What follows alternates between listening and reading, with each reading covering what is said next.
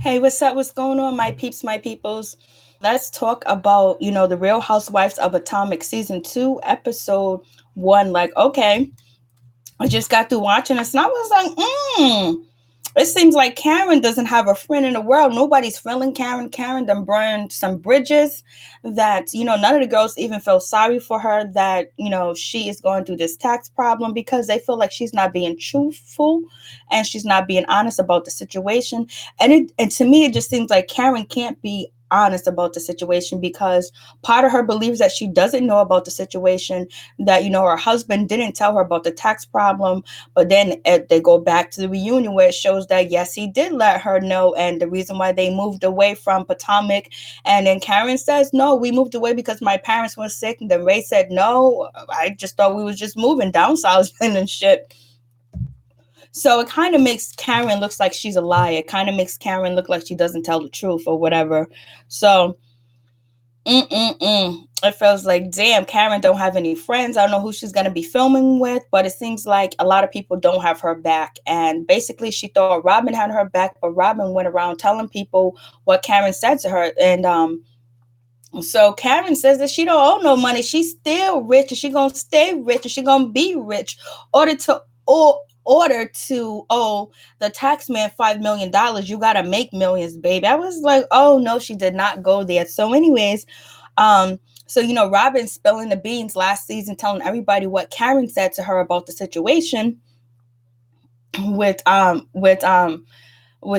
So Robin was just telling everybody what was going on and what's happening in her situation. So she took an intimate conversation and basically, explained it to the ladies. Obviously, Karen didn't want the ladies to know about her situation, but Robin felt like she should have told her. She should have told the ladies. She should have told them what was going on. So that's what she did. So, anyways, we got Karen. Basically, she's just feeling. It seems like she feels like she's the outsider looking in, and basically she doesn't feel as grand as she does feel. I guess she doesn't live in Potomac anymore, and it seems like she doesn't want these ladies to think that they have a up one on her or they're making her look bad or feel bad. She wants to be known as the grand marquise, the honcho of everything. That's what Karen wants to be known at. And it seems like with this tax issue and also downsizing, that this is becoming a situation for her that she can't be grand anymore. So I'm like, damn. So then anyways, we move on from that. I was like, Karen looks like she was like caught in the headlights like a deer, basically.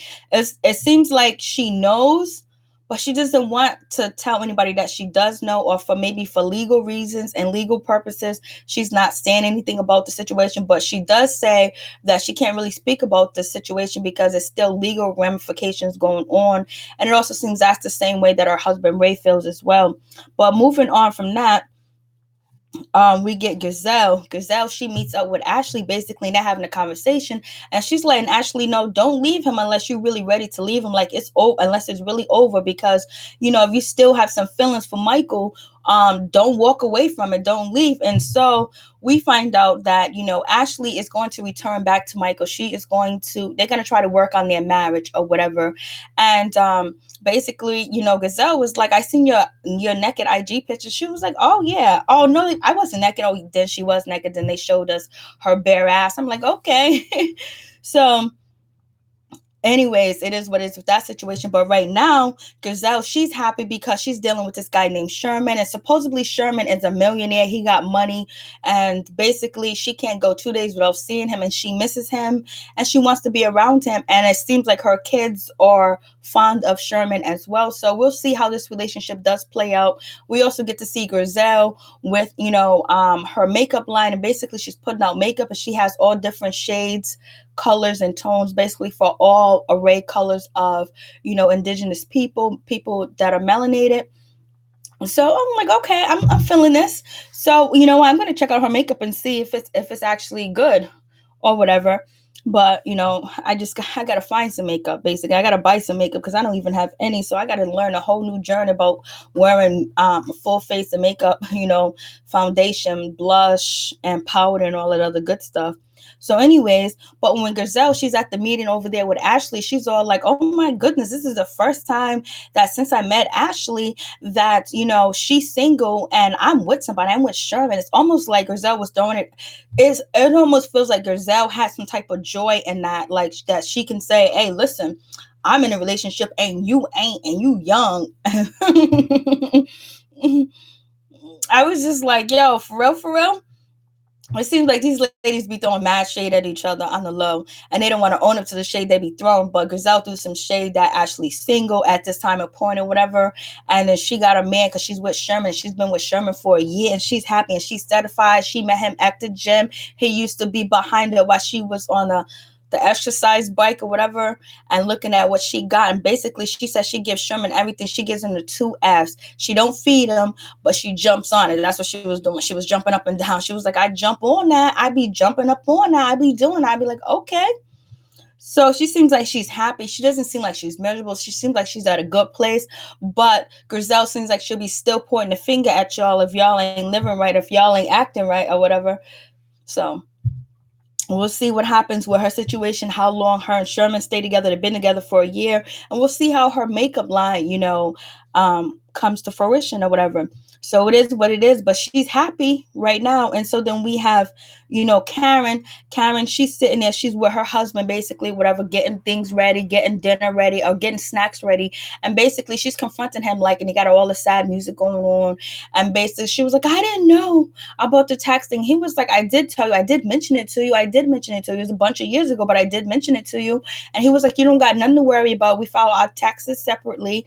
And, it's all on me. I'm the CEO of the company. I made the mistake. I did this. I did that. But I just thought when you are married, the debtors can come after both of you guys, whether you file taxes together or not. But they're saying since they filed separate taxes that she's actually safe and they don't have a joint account. Karen, she's happy that she always had she never had a joint account or whatever. Her money stays separate, and actually her husband taught her how to invest and have a portfolio and make money, and basically she feels good about the situation. I was like, okay. So but she's saying that she ain't broke. She's saying that she ain't broke. I was like, okay, Karen. And so Karen is really acting like, she had no idea. And it seems like it's not real. It seems like Karen did have an idea about, what was going on in the situation with the taxes, whether she wants to admit it or not. Or maybe her husband wasn't totally honest with her about how much the taxes is in the debt. But it's like, damn, you don't know at all what's going on. And sometimes you have to pay attention to what's your tax. Like, I want to know how much my husband's getting back from taxes. You know what I mean? Like, for real, don't you want to know? But I guess she didn't want to know, supposedly. So Karen's having this little sit down with her husband. He was like, I told you. I mentioned it to you. I was like, okay. But you know what? But the husband says that he can't really talk about the situation because there's still some legal ramifications going on. There's still some issues going on. So there's people still online. There's employees. There's debtors. There's this. There's that. So basically, I think her husband wants to help her continue up her lie, or maybe not to make her look so bad, but it's been all in the media, it's been all in the post, and it seems like Karen doesn't have a friend in the world to turn to, not on this show, maybe outside of the show, but it seems like people are basking and her not living in Potomac and her downsizing and shit like that. When you bask in somebody's downfall, usually shit comes back and it happens to you. It might not happen on this season, but it can happen next season, the season before last. Ask all the people that have been on these reality TV shows. When you bask in someone's demise, it can totally come back onto you. So that's why it's not good to. But sometimes you just be basking because you just be like, yay. So anyways, we get that out the way. So, and then we get to Monique. Monique, she got her 2 kids. She got her husband or whatever, and she's living in her new house. And she's like, my zip code is 20854. So basically, she's happy that she lives in Potomac and she got a zip code that Karen don't have. And basically, she seems like she's more happy that Karen is not in Potomac no more, because she's bragging about that she's in Potomac. She's bragging about her neighbor. She's bragging about where she's at. She's bragging about everything. And I think them are direct shots towards Karen. I could be wrong, but that's just my opinion. And so basically, she's not getting along with her husband's mother because the husband's mother was calling her a heifer. And basically, but she still wants her husband to have a conversation with him. I mean, with his mother, whatever. But it seems like, you know, Monique, she was like, I'm busy raising kids, and my husband wants me barefoot and pregnant, and we got a new house because I want to have more kids. She talked about that she has a business, she does this, she does all this type of work or whatever. So basically, she's really a stay-at-home mom, and then she goes to big dinners and things like that to meet, to network and shit like that. So, but she's happy that Karen don't live in Potomac or whatever, or Karen had to downsize or whatever. So she's happy about that situation, in my opinion. And basically, she wants to throw her husband a birthday bash. And he was like, yo, it can't be as big as the last party that you threw. And she was like, okay, I'm going to watch the budget. And we know that's not going to happen at all. And so we get to Robin. Robin's still living with her ex-husband, Juan, or whatever.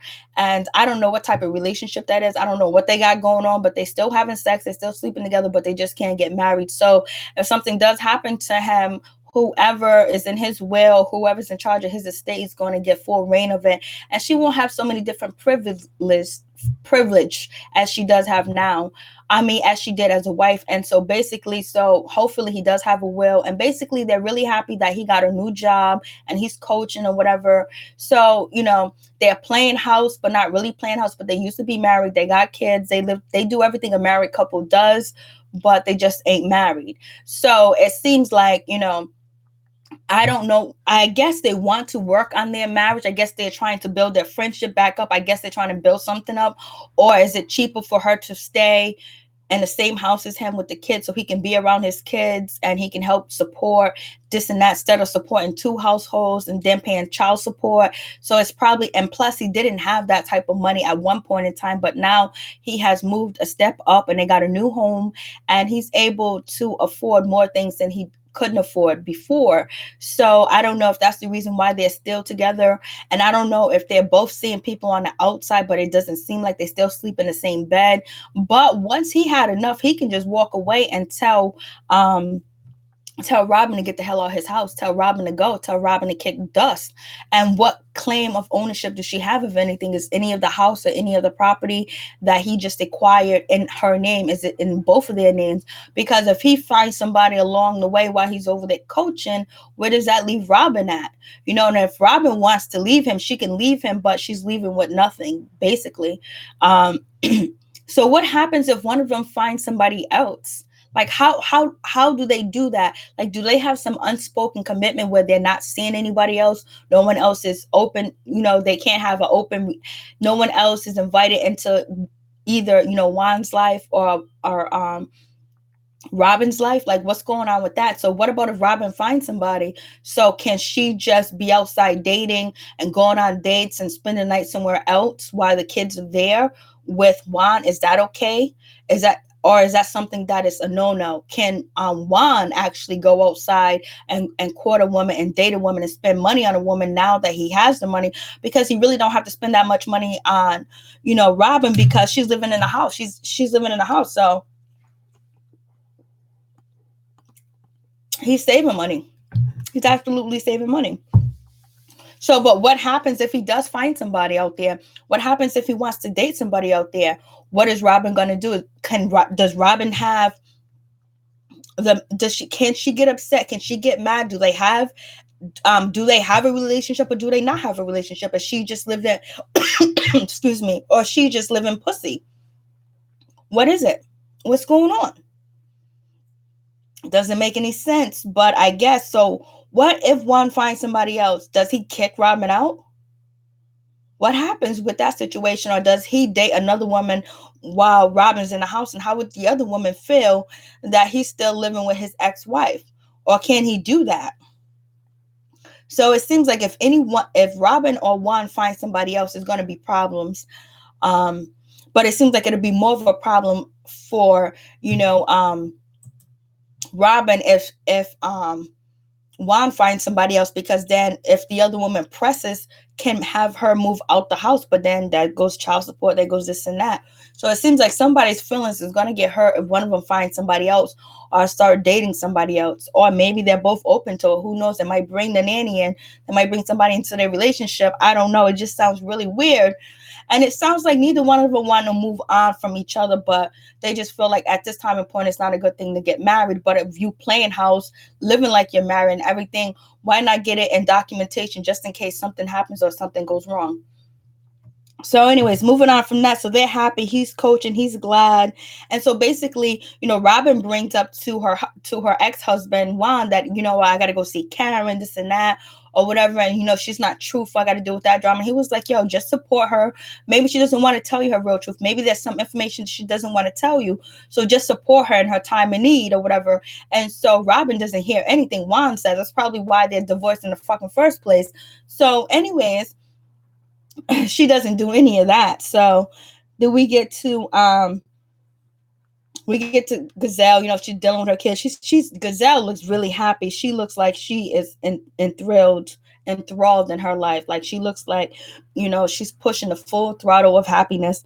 And so we got Ashley. Ashley talks about getting kicked out of her house from her husband, him putting her on the street, him being rude to her, him taking her clothes out the closet, throwing them on the bed, him being upset with her when they had the restaurant business, and it just being negative at that time because they wasn't making that type of money at the restaurant. So going back and forth. And then also, Ashley mother coming up in the picture, buying Ashley mother a house, buying Ashley mother a car, and basically that money is coming out of their joint account, which is to be said that is actually Michael's money. So Michael has an issue with that because he doesn't want to support another grown woman. And so, but, Ashley feels like she wants to support her mother because her mother had a hard life. She's been through a lot of things. She had to file for bankruptcy and things like that, where she wants to help and support her mother. A lot of daughters want to support their moms and help them, especially when they really need, in that time of need. And plus, Michael should be blessed that she birthed a woman like that you want to marry. So anyways, but it seems like the mother is coming in between their relationship, where maybe Ashley could come to a figure where you can put her mother on an allowance, either put the mother on an allowance or cut her off or whatever, because maybe Michael's parents or anybody in his family doesn't need any money, or maybe he won't give them any money. But sometimes, when you have a close bond with your parents, you want to help them, you want to take care of them, especially when they can't fend from themselves, or it seems like they don't have a way out. You always want to help them. But if the situation is entering into your marriage where it's negative and your husband wants you to stop, you got to find a common ground. So hopefully they can come to a common ground, but she just doesn't want to cut off her mother. So maybe she needs to have a conversation with her mother and say, hey, listen, all this money ain't mine. I can help you out here or there, give you a little allowance, but me, ciphering money to you is coming to be a big problem in our marriage or whatever. So I'm not going to be able to help you that much. The mother might if it's a good mom, she might understand and totally agree with it, because in no way, shape, or form should she want to depend on her daughter to take care of her, whatever. But they say, when you get old, you want your children to take care of you, because who else is going to take care of you? You don't want to be in no nursing home. So it is what it is with that situation. But I wonder if Michael can help his family. He can support his mother because it's his money. So he can do whatever he wants with his money. But it's supposed to be their money together because they are married. They're in a bond.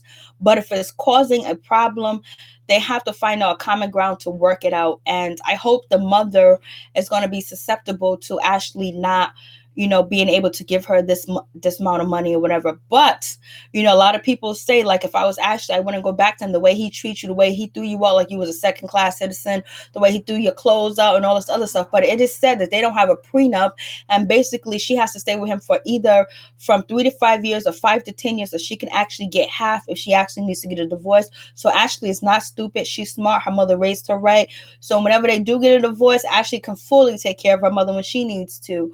But it all depends on if Ashley and Michael are totally in love with each other, and they are going to work it out. So hopefully Michael doesn't see Ashley just as a sex object, his wife, and some type of amuse, something that hopefully he's realistic about the relationship, because they do have a huge age difference.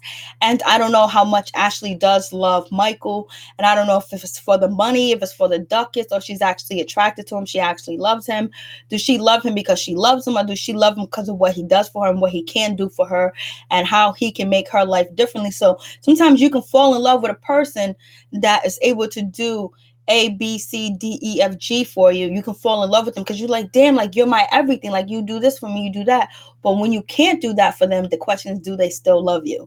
So I don't know how that situation goes. She seems like a young, nice, sweet girl, but she ain't dumb because she didn't sign no prenup. So whenever she decides to leave him, either 5 to 10 years, she will be getting paid. And plus, he's getting paid already because he got a young, beautiful, gorgeous, in shape woman that he can straddle around town, model around town, carry on his arm around town, so it's a win-win situation for both of them.